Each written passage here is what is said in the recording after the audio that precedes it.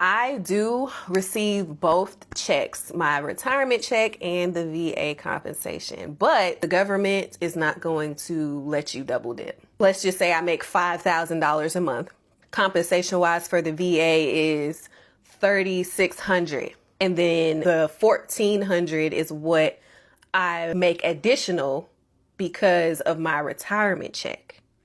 We tracking? Okay. So that $3,600 that I get from the VA is tax-free, right? And then that $1,400 is taxable income because it's retirement pay. You still have to pay your state and federal taxes based off of the state you live in and federal regulations. So that $1,400 is taxable, but it's not taxable by a lot federally. And if you live in a state that doesn't have taxes, you don't have state tax on that $1,400.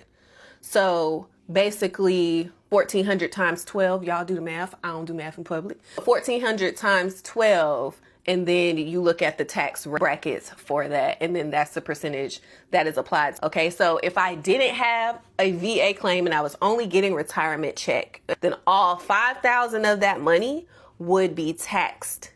We tracking? Okay, all $5,000 of that would be taxed.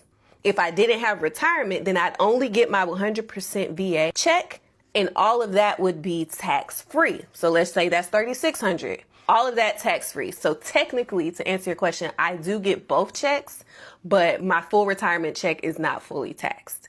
You do have the case where people who medically retire can receive both checks fully, right? So both checks, their VA check fully, and a full retirement check. I only served 9 years and 7.5 active duty, 1.5 National Guard. I didn't receive any types of injuries that were included in my med board that I got like overseas because I was in a combat zone or I was injured in some way. I didn't qualify for receive both checks. It's something, I think it's called CRSC or something like that. I'll put it on the screen. You will have the option to get that if that was your case, and maybe some more stipulations that I'm not quite familiar with. Just know there is an option for you to receive your retirement check in full and your VA check in full, but I did not qualify for that. So therefore my situation is different. I hope, that answered your questions. If y'all got any more questions, put them in the comments.